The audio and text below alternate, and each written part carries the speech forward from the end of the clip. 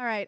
Thank you for coming today. My name is Jennifer Jett. I'm a vice president here at the FCC, and it's good to see you all. A quick reminder before we get started to please silence your phones. And before we get started, I'm also going to tell you about a couple of other events we have coming up. We're getting into fall, very busy again. I'm not going to list all of these, but just mention a couple. Next Monday, September 4th, we have a club breakfast on navigating the complexities of AI featuring Jack Lau and Sophia Chang. The next day, Tuesday the 5th, we'll have a club lunch back here in this room with Diana Wu David talking about the future of work in an AI-powered world. So AI definitely on people's minds recently.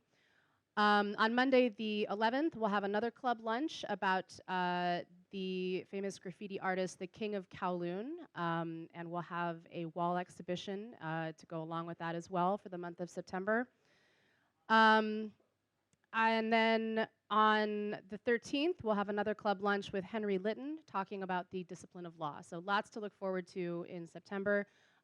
Please do look out for those events and sign up on the early side to make sure you get a seat. So for today, I did not bring my phone with me, but wanted to briefly introduce our speakers.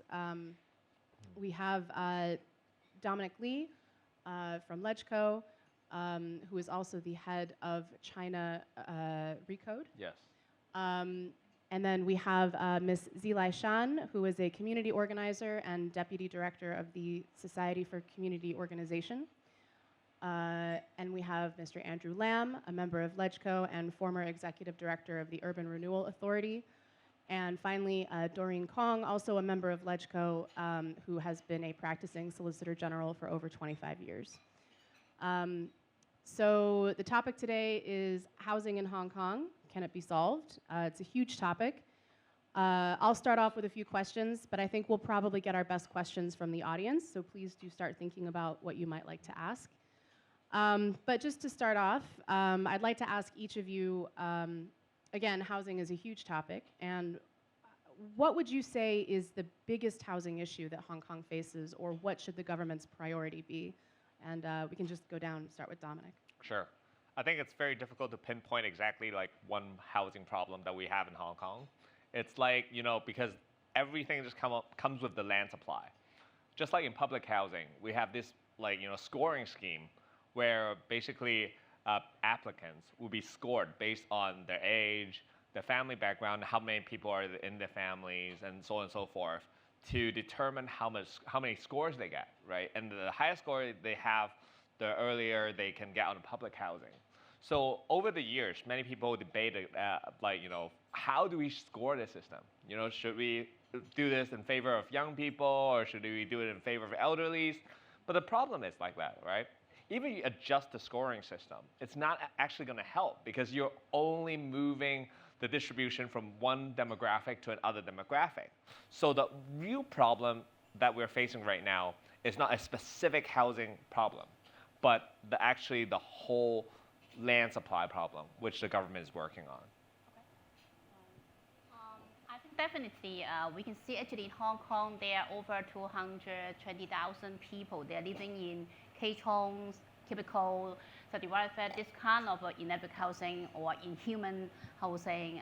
So these people, their room has no window or even, and they share the toilet, kitchen together. So even in this kind of hot winter, summer, so they have no air conditioner, they cannot afford it or even, and they have every night they're torrents about their bed bugs, rats, mosquitoes, and those that cannot, they make them cannot sleep and cannot go out to work very well or study very well. So I think those people, they are most needed and for housing. But if we can see the development of public housing, actually is quite slow, and we don't have enough supply of land for public housing, or even the government said that, okay, now we find enough land to develop, to build the public housing. But actually, different kind of land, they always have, those people oppose the proposal. from the government. So how do the society have a consensus, or everyone not only think about their self-interest, can be more think about the whole development of Hong Kong? I think that it depends on ourselves whether we want to help those people. They are so poor conditions, they are underprivileged. Yeah, thank you. Okay, Mr. Wang? Sure. Let me go back to the long-term housing strategy, which actually the government itself pinpoint on the three major issues when it comes to housing problem. We talk about housing shortage, we talk about inadequate housing, and we talk about encouraging home ownership. And we talk about housing shortage, that the government's been doing quite a bit, at least recently, in getting land supply and particularly short-term transitional housing in place. When we talk about the two other issues, frankly speaking, the government's just keep talking about it. I don't really see any. Say, for example, we're going to build, or we're building, 20,000 transitional housing units and light public housing 30,000, right? But when we talk about home ownership, even permanent public rental housing is transitional, right? That is not the aspiration of people to stay in public rental housing for lifelong, right? We talk about inadequate housing apart from what C mentioned. But think about what kind of housing stock have we got when we talk about private housing. We talk about 1.7 million, private housing unit, and we're talking about actually, at the moment, roughly 350,000 of those units are over the age of 50. And every year, we're just demolishing less than 2,000. So the story is not in a million year we can arrest the issue. Now, how are we going to address that? So to make it simple, these are the kind of complex situations facing us. I think for me, I'm very glad that Jennifer mentioned that housing is a very, big problem for Hong Kong. It has been there for years. But I got the feelings that the Hong Kong government does not know, how to deal with this actually complex issue. For me, I think housing is a very complicated system.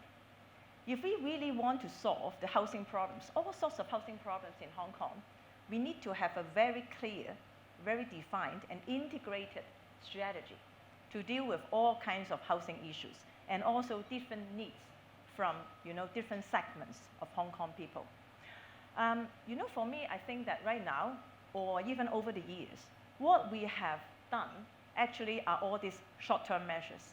Even on stamp duty, on transitional housing, light PLH. This is actually, all these measures are trying to tackle some problems, some part of the problem within this big system, systematic, actually, kind of failure, if you ask me. So I think, in order to tackle the housing problem, I think what we are, most pressing right now is to have an integrated strategy, a housing strategy that is, supposedly built for Hong Kong.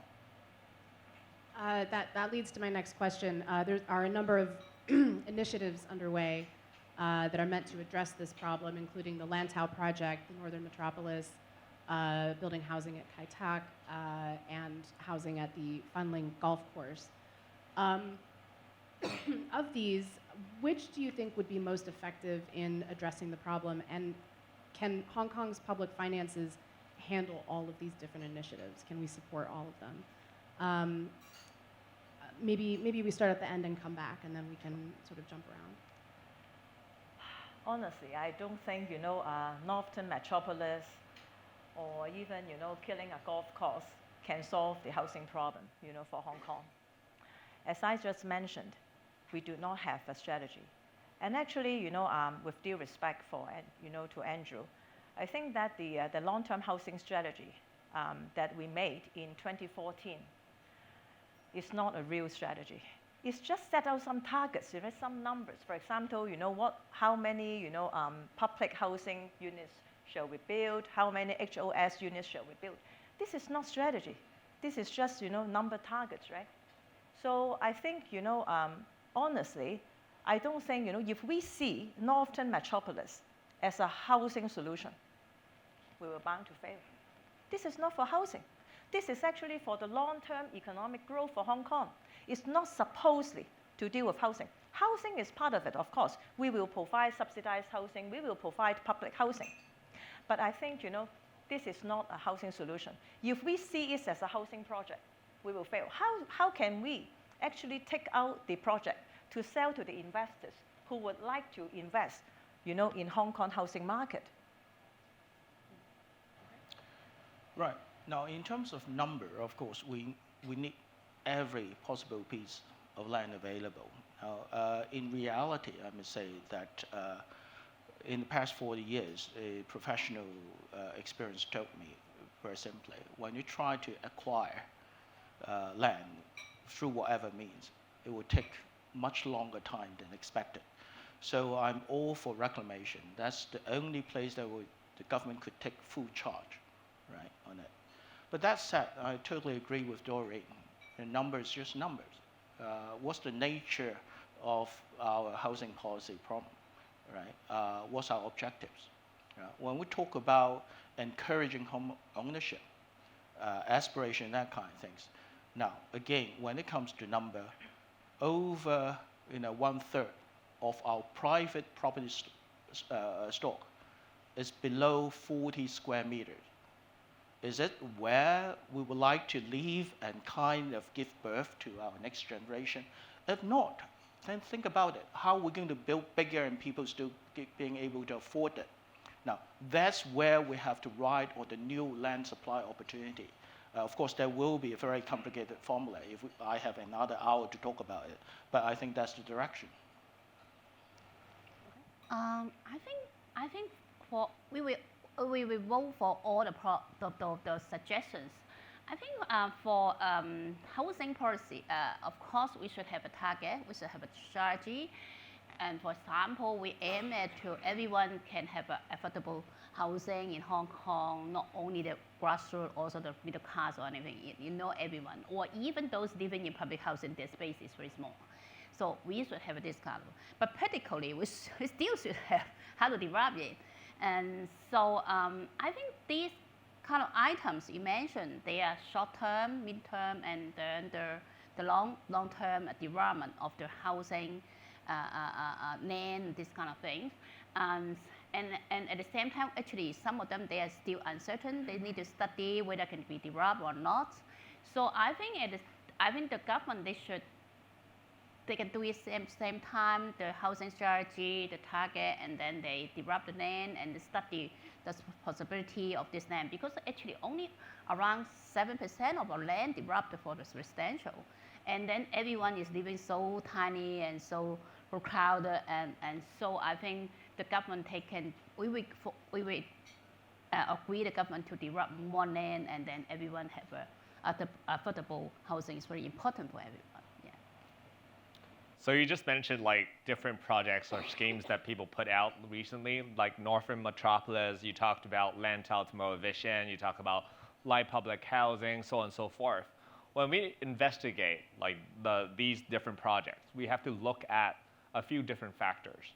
Number one being economic feasibility, right? Number two being how many units can we build? At what rate? How quickly can we transfer these land into residential areas? Now, the problem with a lot of these projects, for example, like Lantau Tomorrow, it's a vision.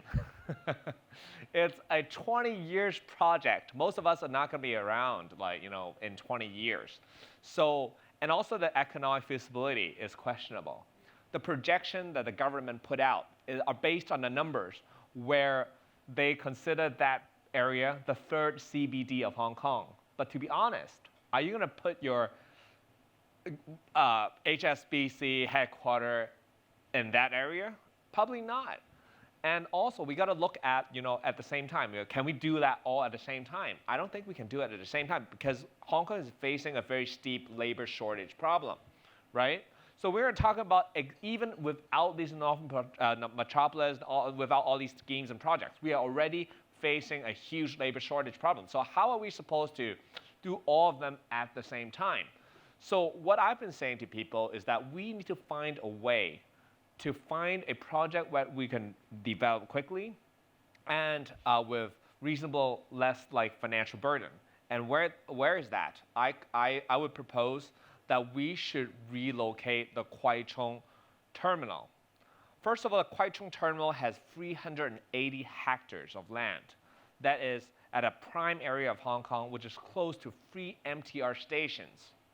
And within this 380 hectares of land, actually over 100 hectares of them are what we call logistic land. Basically, they're just there right now, and they're not using it for specific purposes, and they're basically being used to move things around.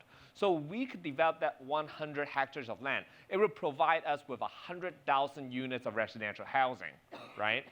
So this is, and people talk about how about our logistic industry? We used to be one of the the world leading logistic businesses in the world, but look, things are changing, right? A lot of the ports in mainland China are having a much bigger capacity, a much bigger edge than our market. Then we probably need to look at how do we advance our market, use AI, use technology to increase the capacity.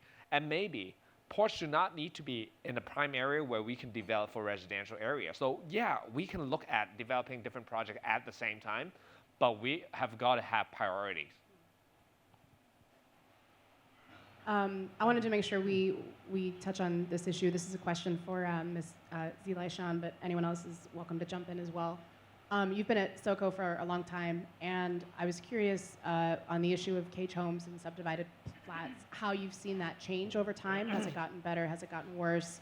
How is it affected by the pandemic, and where do you see that going in the future? Actually, I worked with a cage home since 1995, so 28 years ago.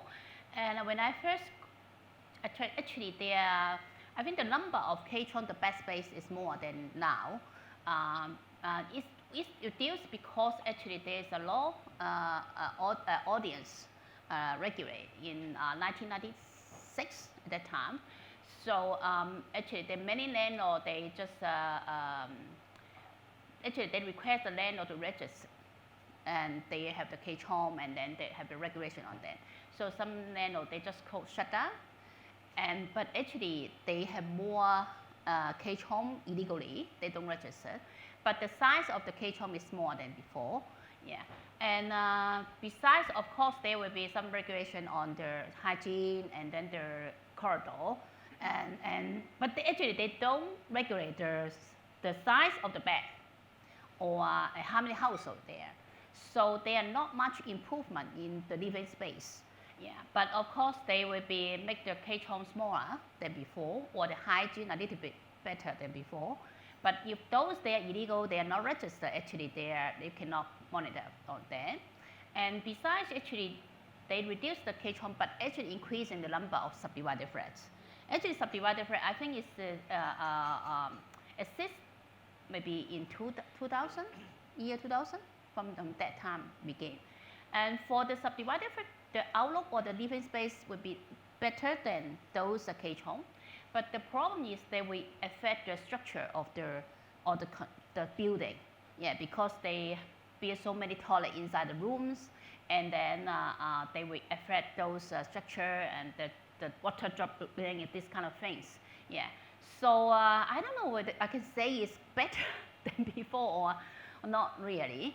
And I just can say actually it still assists the housing problem.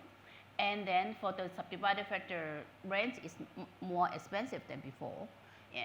So I think still there, the problem. Maybe visually, because the cage home, the journalists always take photo and then they say that cage home, the more sensational. But for subdivided flat, it's not so sensational. But it's still a serious housing problem there. Yeah. Did anyone else want to add to that? I used to be a Sham Shui district council member of the Sham Shui Po district. So Sham Shui Po district is probably the area where has the most caged homes and subdivided flats. It saddens me to see that we have such a problem in Hong Kong, such as prosperity city. At the same time, I think cage home problem is not just a cage home problem. It's a housing shortage problem. It's a poverty problem. It's an income inequality problem. The thing is, if we're facing as a city a huge housing shortage, then no matter how much public housing we have, we're still going to have these cage homes. The amount of public housing in Hong Kong in terms of proportion and percentage is actually one of the leading ones in the world. We're only second to Singapore. In a lot of Western countries, in mainland China, they have a much smaller proportion of public housing. So the problem is not building more public housing. If we have there's more private housing, public housing, then in general, people can start affording the homes. But I think that has to do with the thing I agree a lot with what Doreen said is the strategy. Because even though when the government puts out so many KPIs, or we like to talk about KPIs today, no one was there to touch on the question whether or not the government should rely on supplying land as one of the mainstream of income, because that is actually the major problem. Because that is the policy that was designed while Hong Kong was under British rule. And that was actually a smart strategy at the time, because it allows the government to have a low tax rate and be able to finance all the expenditure. But right now, it's a different world right now. So we really need to revisit the same question. And that is just one puzzle of the whole strategy. So we need to come up with something more holistic. Yeah, I just got one quick comment to make regarding the subdivided flats. I got some offices, branch offices in Shakib May. Sometimes I visited those subdivided flats. Of course, I think as you all will share, it is very depressing to see people, still living in subdivided flats these days. And I think, for Hong Kong being an international city, we cannot just look at numbers. We look at the number of units, supplied, for each year. But how about the quality? Quality is also very important. We can't just look at the numbers, the quantity, at the same time overlooking the quality. So I hope that the government from now on should, I think, look at both. Of course, the number will affect the quality, but we cannot, neglect the quality of housing provided. Just a quick one. I actually have an associate office in SoCo, so that aligns some of our thought. But in short, when we talk about government strategy, it's based on aspirations of the general public. Well, let's use subdivided housing in the worst area, say for example, Sham Shui Po or Kwun Tong, that kind of things. Yau Ching Mong Sham Shui Po alone, according to my memory, has a total of roughly 68,000 subdivided units. And when we keep insisting on so-called decanting within the district, I kept telling people, that's not going to happen. We can debate over a million a year, right? Again, that's where we have to rely on, the new development area, be it in the north or in the central reclamation, is not just to provide housing, but the new community, working opportunities, that kind of things, right? That's planning is all about. What role do you think property developers should be playing in addressing Hong Kong's housing issues? What can they do?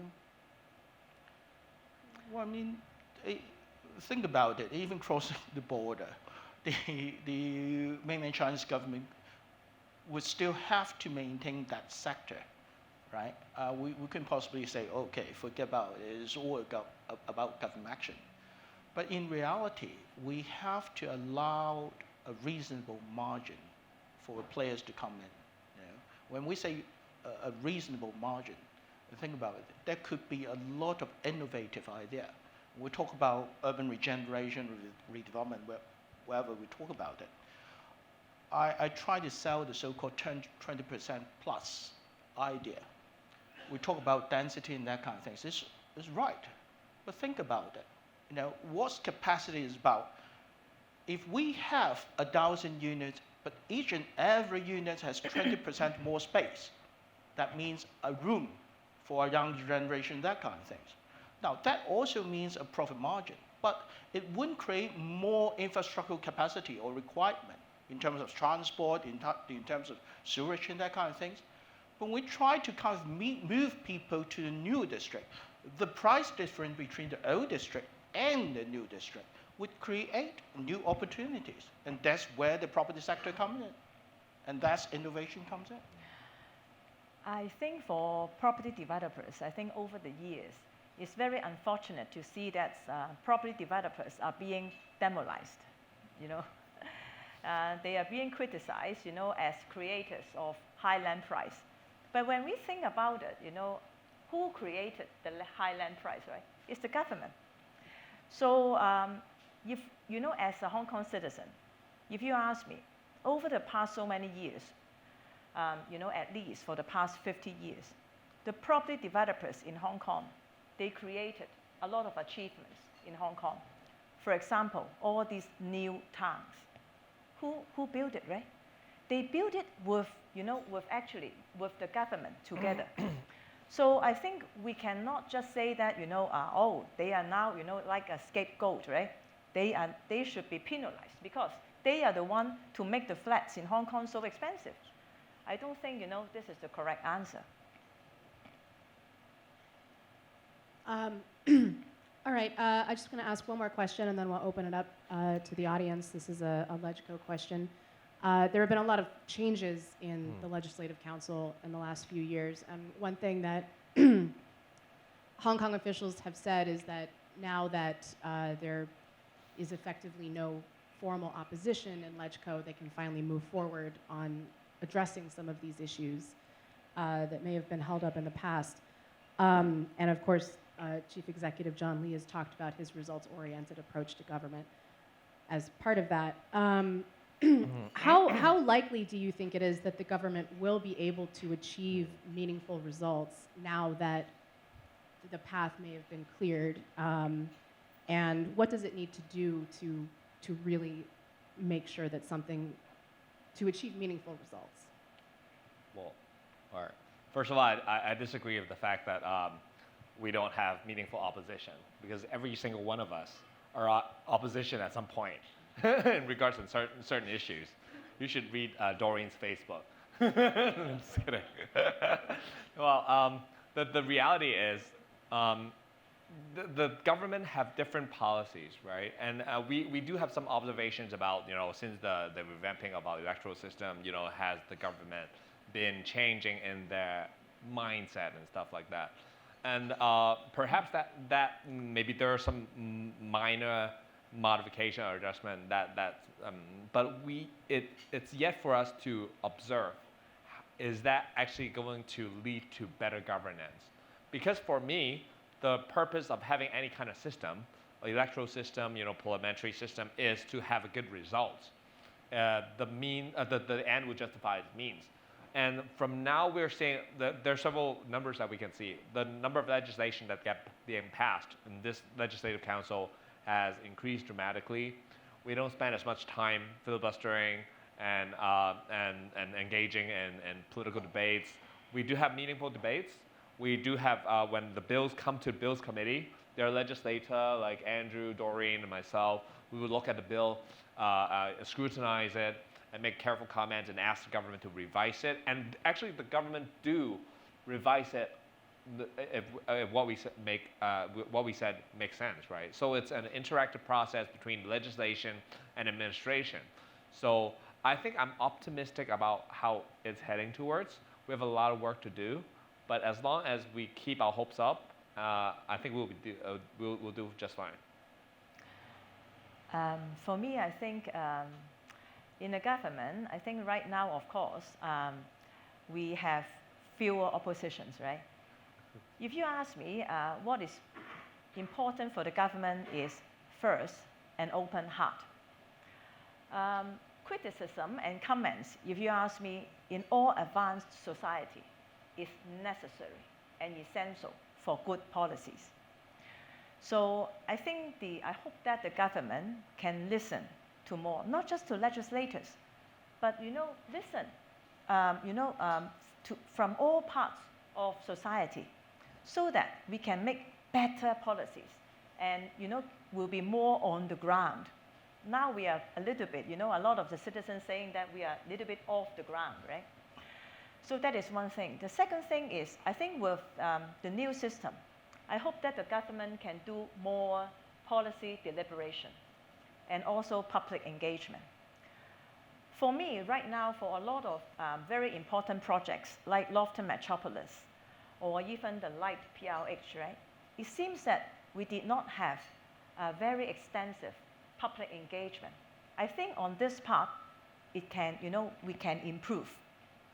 And finally, I think is think more. I think, we need to think before we act. Because for everything that we put into place, sometimes it is hard to go back. So if you ask me, the thinking process and also engagement with different stakeholders, engage them actively, not just have a luncheon, but at least, listen to them actively, seeing, what is the strengths, what are the problems, and what kind of solutions people will offer. And I think Hong Kong got a lot of experts, and, especially from the business sector and the professional sectors. So I do hope that the government, have open heart, allow more deliberation openly, and then, think more before, making any policies. Just particularly one point. When we talk about opposition, I think you're talking about political opposition. When it comes to policy formulation, frankly speaking, I agreed with Dominic. I think very differently from the two of them. No matter how good friends we are, that's one thing.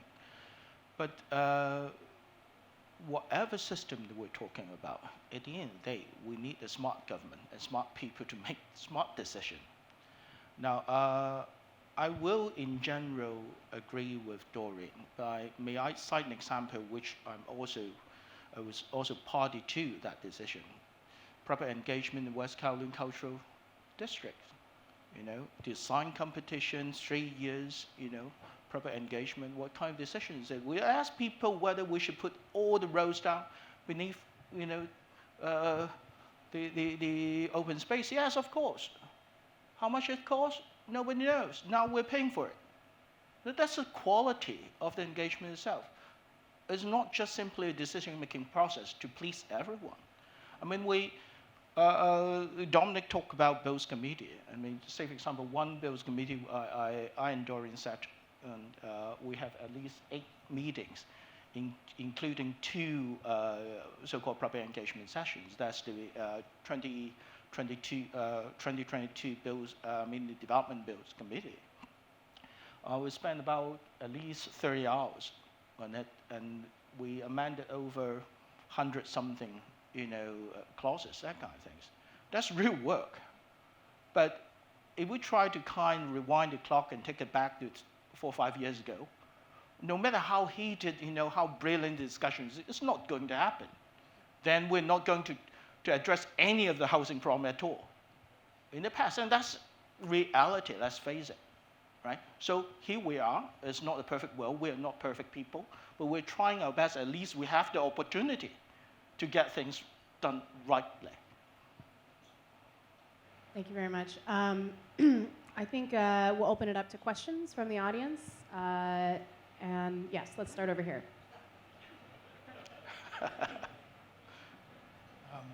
Good afternoon, everybody. Thank you for taking part in this panel. I'd like to thank especially Ms. Seelai Chan because she comes on our radio show a lot, speaking English and giving the point of view of customers. I have several things to say about housing. One is we must get out of the mindset of knocking everything down as soon as it's 50 years old. We've got to build it properly in the first place and then maintain it.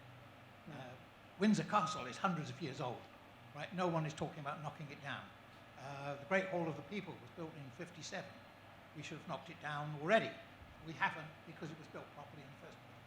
So build it properly. I thank Andrew for raising the issue of size. I think we are building huge social problems for ourselves for the next 50 years with these incredibly small flats.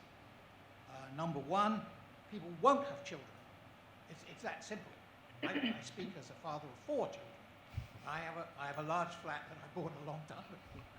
But it's not just the children, it's the mental pressure on the people who are living there, the quality of life that they are getting, and therefore their response as citizens to all the issues that face our society.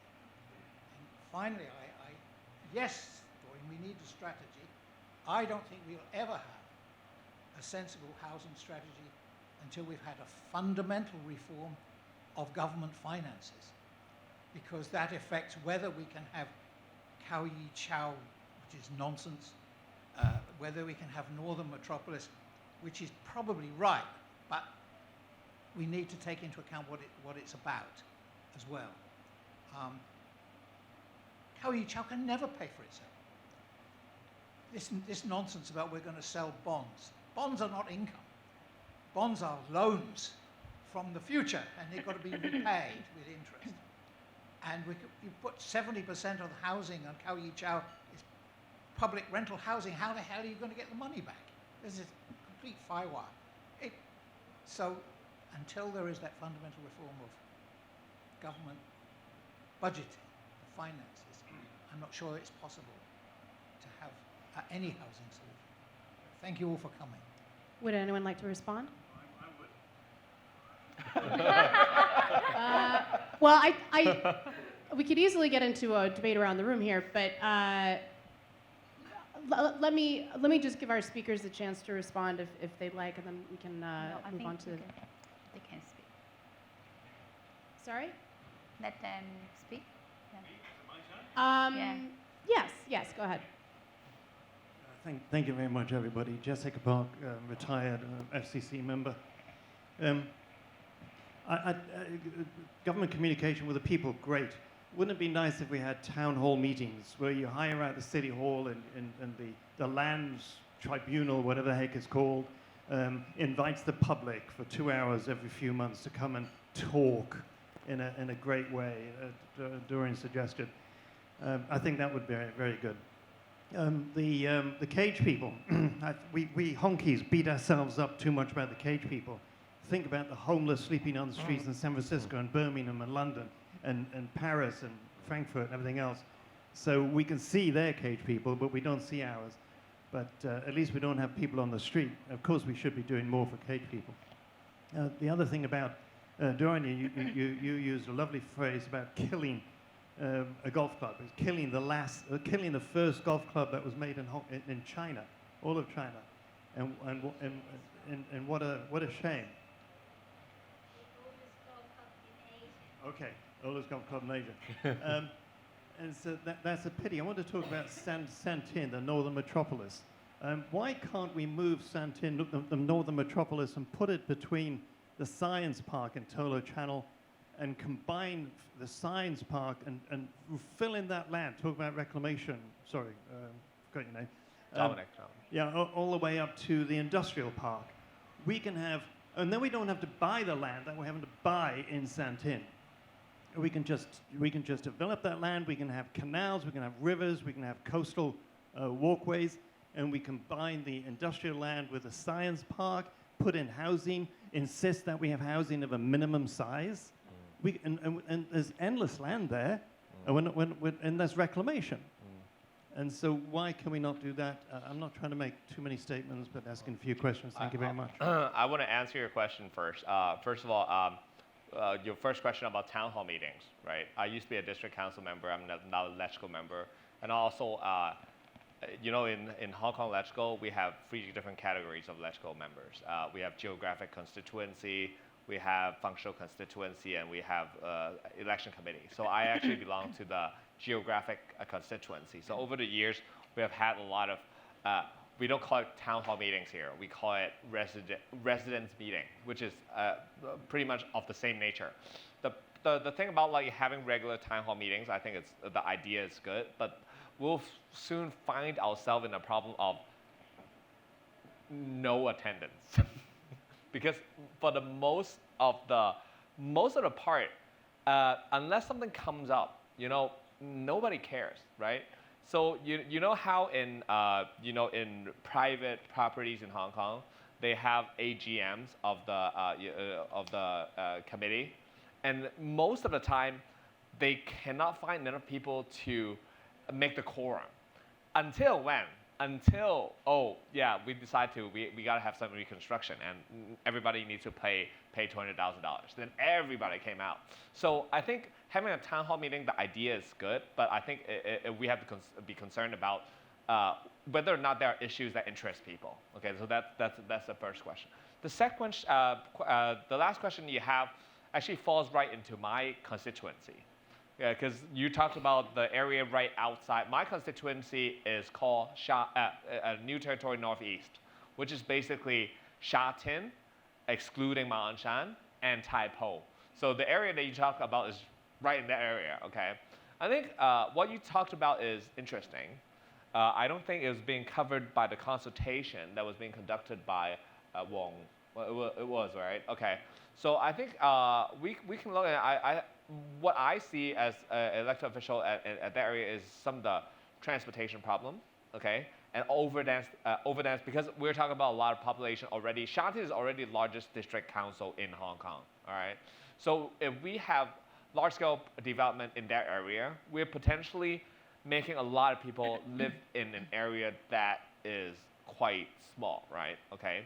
Second of all, it still requires reclamation. We already talked about how reclamation is expensive in nature, so I think that is possibly the second problem. And I think the third thing about Northern Metropolis is as Dorian stated, besides solving the housing problem, we are actually talking about, it's more than that. I think it has to do with the integration between Hong Kong and Shenzhen economically and socially.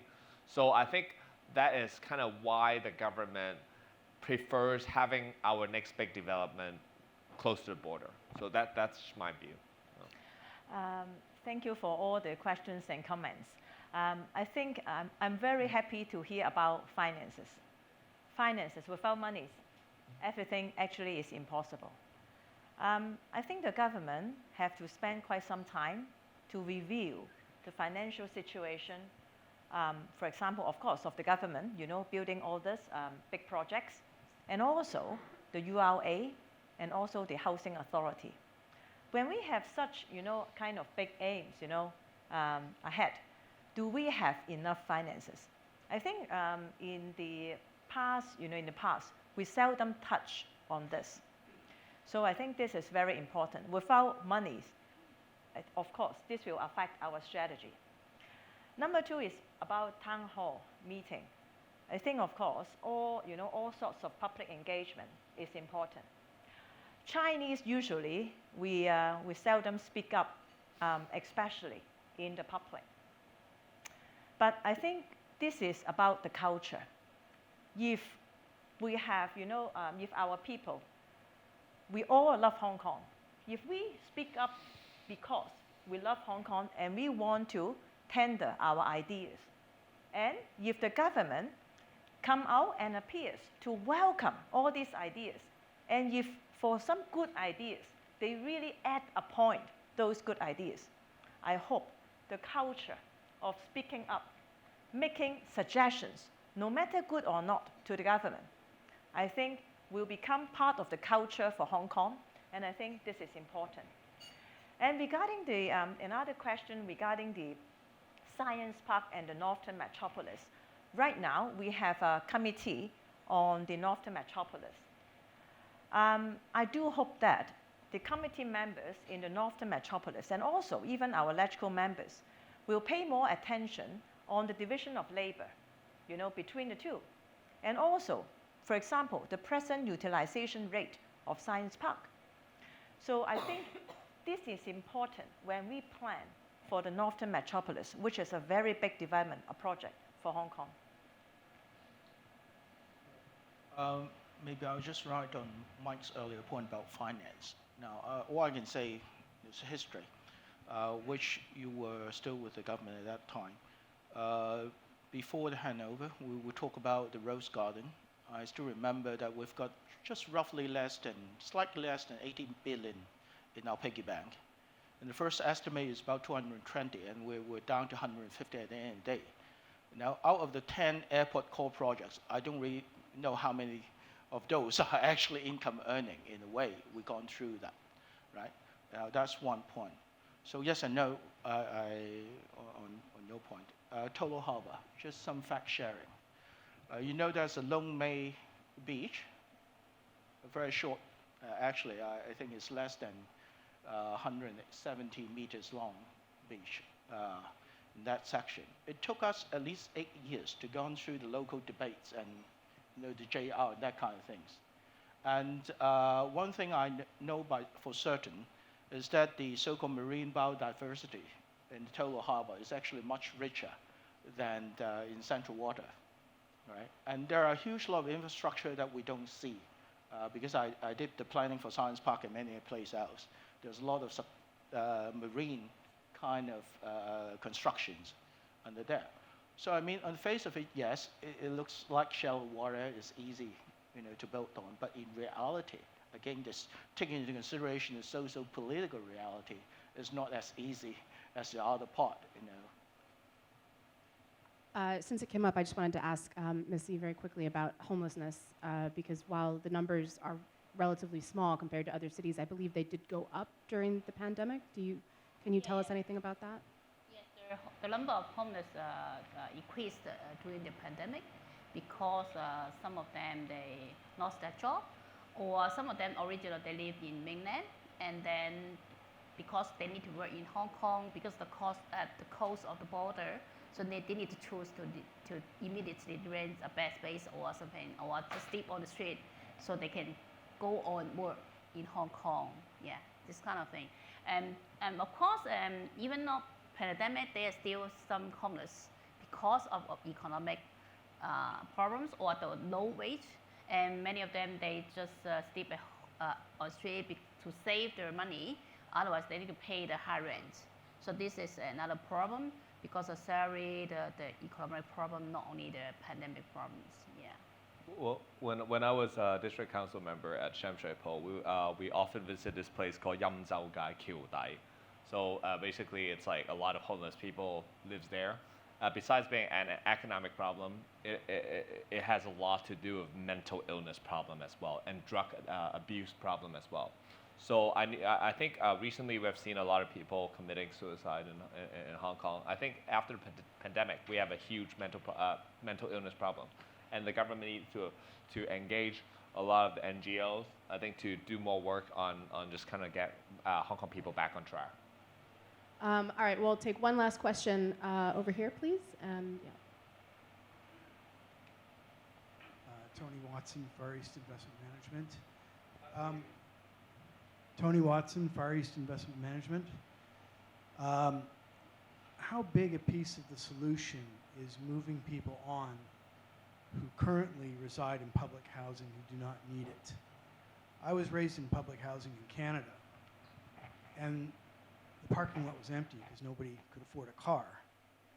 Now you go to public housing here, and the parking lots are full, and a lot of the cars are very nice BMWs and Volvos, Lantau, and so on and so forth, and Teslas. Obviously, the people who are living in these places, if they can afford a car like that, do not need to be living in these places. And indeed, I understand that in a lot of cases, these flats are passed on generationally or left empty when the renters who are paying, I don't know, $400 a month or something, have long since moved on to Canada or UK, or the great beyond. So to what extent is this part of the solution being just a little bit more diligent in moving people on and redeploying those assets? I think in one of the meetings of the housing panel, we discussed about this with the government. And I think the government is actually now is very concerned and focused about dealing with this kind of rich household in the public housing estates. And I think the government will step up this kind of inspection every year or every 2 years, on their income levels or on their asset levels. And I think this is a real concern for the society because right now, of course, you are right in pointing out, all these cars, right? And I think we are now we are not using the resources, I think in the best way. A lot of actually it is public resources, is now being, I think, being exploited, if I may say so. Now, when we talk about this kind of well-off household, it accounts for only a small fraction of the turnover rate of our public rental housing unit. When I say, the so-called turnover rate for public housing, rental housing unit, it's just 1% of our total housing stock. So when we talk about that cycle, frankly speaking, I totally agree with Doreen, and that's exactly why we have to review the policy radically. And we have to kind of encourage people by fully utilizing the function of the mortgage corp, extending the mortgage time frame, that kind of things, to get people up to home ownership as quick as possible, rather than lengthening the so-called ladder, home ownership ladder. I think that's the way ahead. The abuse of public housing has been quite a serious problem in Hong Kong for many years already. But I think the bigger problem that we have is going back to think about the strategy, or whether or not we should have 40% of people living in public housing. As you have said, in Canada, right, and in other parts of the world, they have a much lesser proportion of people living in public housing.